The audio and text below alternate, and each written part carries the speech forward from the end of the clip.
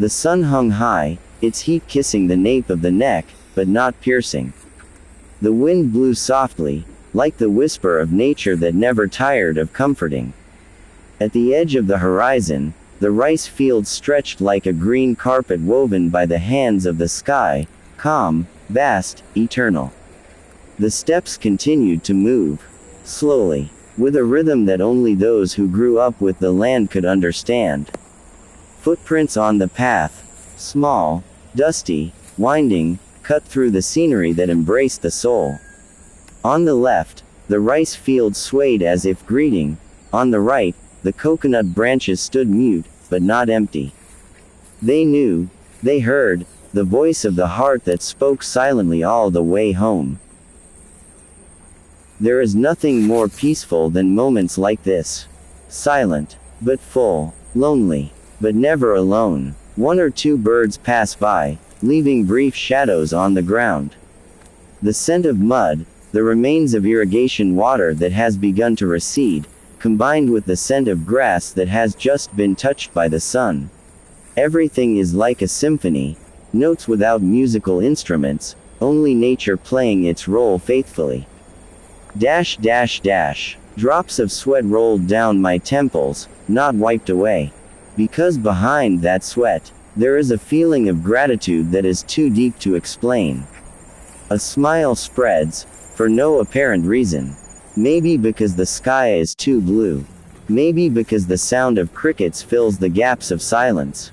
Or maybe, just because the heart knows, this is home. Home, not just returning home, but returning to oneself. On this path, under the midday sun, among the whispers of the rice fields that never lie. I saw some farmers still busy with their work in the rice fields. Their bodies bent down quietly, as if they had become one with the soil, with the water, with the sky that shone down on them mercilessly. None of them seemed in a hurry. Everything was done slowly, full of habit, full of patience. I continued to walk on the path that led me home, but this time, not just to go home. My eyes were alert, looking left and right. Not because I was afraid. Not because I was alert. But because I was searching. The sun reflected on the surface of the water, making the rice fields look like giant mirrors reflecting the face of the sky. There, among the puddles and stalks of young rice that had just been planted, I saw them. Small snails, walking slowly, silent but never dead. I crouched down. My hands touched the warm, wet mud. Slowly, I took one, then two, then three. I put the little snails in a simple container made from used cans that I tied around my waist. Every time I found one, there was an inexplicable sense of satisfaction. Either because that was my goal, or because there was something deeper, older, that made me feel like this was not just looking for snails. Dash dash dash. I went home while searching. Or maybe, I searched while going home. I don't know. The two seemed inseparable. My steps continued on the same unchanging path, but every encounter with a snail made this journey feel different. Not because of the number, but because of the way they brought silence within me. The little snails didn't say anything, but they seemed to carry something. Time, memories, the simplicity that might have once been lost in the rush of the world. Dash dash dash. I walked past farmers who were undisturbed by my steps. They are busy with rice, I am busy with snails. But we are the same, each reaping something from the same land. The sun is getting higher. The sky remains blue. In my can, the snails move slowly, without protest, without purpose, just following the time. Like me, who keeps going, on the long trail, heading home, with mud on my feet, and small snails as friends coming home today. I continued my journey, still on the same path, still with slow steps that were never chased by time. No one was in a hurry today. The sky was too calm. The wind was too friendly. And nature, too beautiful to just pass by. Dash dash dash. The chirping of birds from a distance answered each other. Sometimes faint, sometimes loud, like the rhythm of nature that can only be heard by those who are not in a hurry. Among the sounds, the rustling of leaves and the splashing of irrigation water became the perfect background, a background that was not created, but had existed since long ago.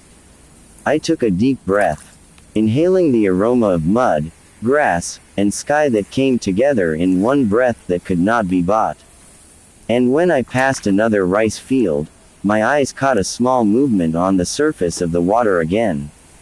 The snails. Again. More this time. They appeared like a gift from the land that asked for nothing. And like before, I stopped. Crouched down, catching them one by one. My hands are used to it now, no longer hesitant to explore the puddles. The water is warm, slippery, flowing slowly like time that never stops but is also never in a hurry. Dash dash dash. My can is starting to fill up. The sound of it clinking softly every time a new snail enters it. A small clinking that somehow feels like victory music. Not a big victory. Not a victory that people will celebrate. But a small victory that can only be felt by those who walk alone, one with the ground, and listen to the silence of nature. My steps returned along the path home, occasionally looking back to the expanse of rice fields that were now left by the sun slowly setting. My shadow lengthened on the ground, along with a small can containing life that I had taken from the mud. I didn't bring much, just a few small snails. But this journey brought more than just the contents of the can. It brought calm. It brought memories. It brought me closer to simple things that are often forgotten. And I kept walking, past the rice fields, past the wind, past time, towards home. It turns out there are a lot of snails in this rice field. More than I expected, and their size is quite a lot bigger, fatter, as if the soil and water here are indeed more friendly to them. My steps that had been steady towards the house, now slowed down again. Like there was a subtle pull from the mud, from the water, from small, silent sounds. I glanced around, making sure nothing was disturbed. Then I stopped. Dash dash dash. I took a little time. Just a moment. Before I really got home. My feet stayed on the path. I didn't go into the rice field like I usually do when hunting snails, didn't want to make a trail, didn't want to disturb the young plants that had just been planted. This time I just passed by. It just so happened that there were a lot of snails. And because of that, yeah, I just took them. My hands were busy again. The can on my waist was getting heavier, but not burdensome. In fact, it made my steps feel more meaningful, fuller. There is a simple pleasure that cannot be explained. When the eye finds one, then another, then 5, then 10 snails scattered among the young rice stalks. They seem to not care about the world, just walking slowly, living without a plan. And I pick them up. Not to sell, not just for fun, but, well, not bad. They can be used as duck feed. Dash dash dash. That's it. Simple. But enough. Because today, I didn't plan anything. I just went home. But I went home with a can of snails. And a heart filled secretly with a piece that I didn't order. I passed the rice field once again. This time with the can almost full. And the sun that began to slowly descend to the west, coloring the sky with gold, as if wrapping the day quietly. My steps got closer to home. The path got shorter, but the memories of today will remain long. I ended up being busy myself. I didn't realize how long I had stopped by this rice field. The initial intention was just to pass by, just to go home, but this rice field seemed to be calling. Not with a sound, but with a silence that held my steps. I obeyed, without rushing, without a reason that needed to be explained to anyone. I picked up all the snails I saw, one by one, patiently, calmly, even though it was only on the edge, without really going into the rice field. But still, it felt like a small treasure hunt. The wind began to change direction, carrying the aroma of drying mud, and a slight scent of wild grass swept by my feet.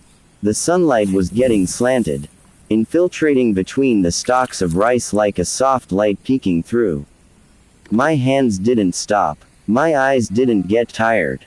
Every snail I found felt like an answer to a question I had never asked. There is a simple sense of contentment that can only be felt by those who are willing to pause and enjoy what the land has to offer.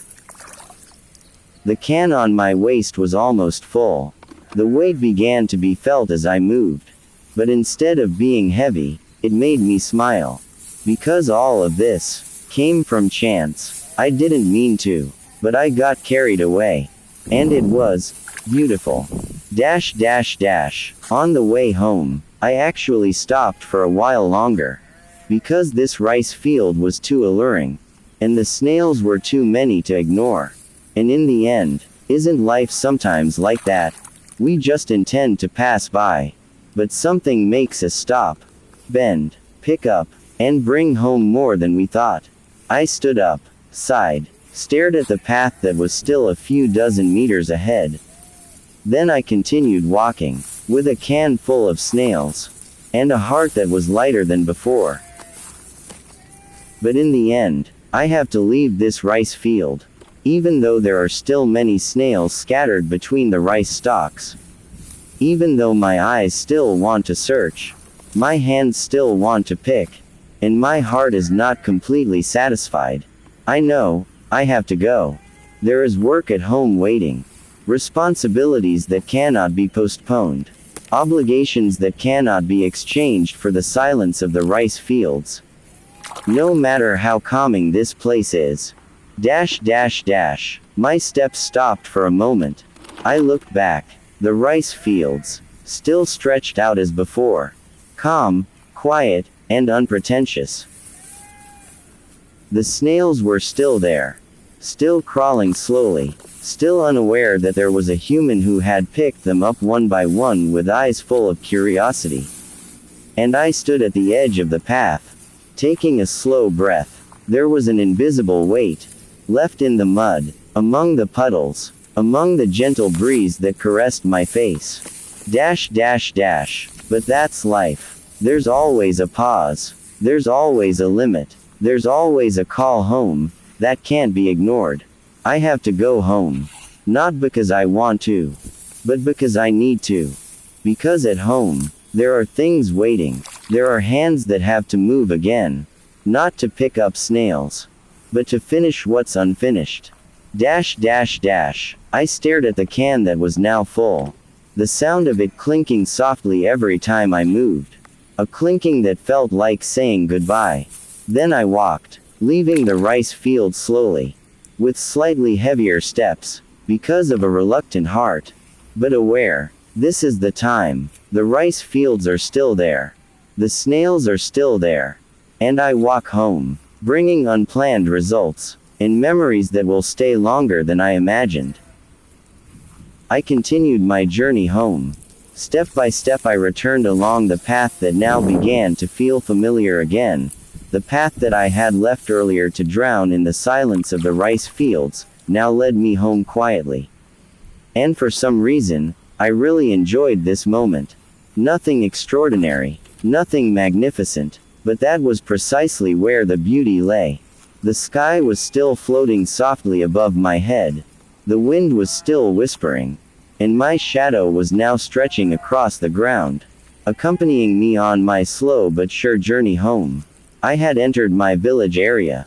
The atmosphere immediately changed. Not noisy, not boisterous, but alive, living in a simple way, warm, that made my chest feel full but light. I saw people busy with their work. Some were sweeping the yard.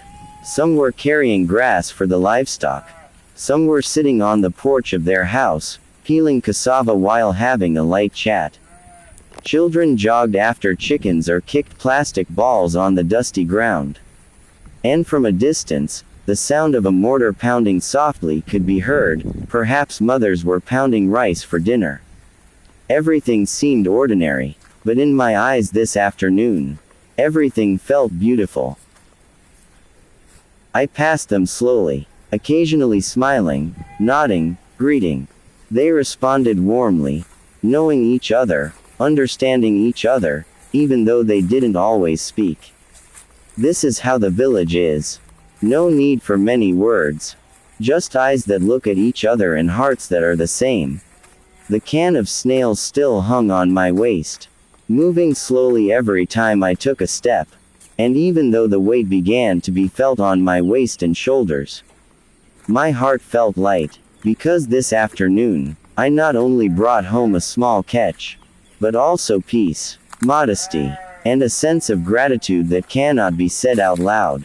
I continued walking, past my warm village, heading home, with an unhurried smile.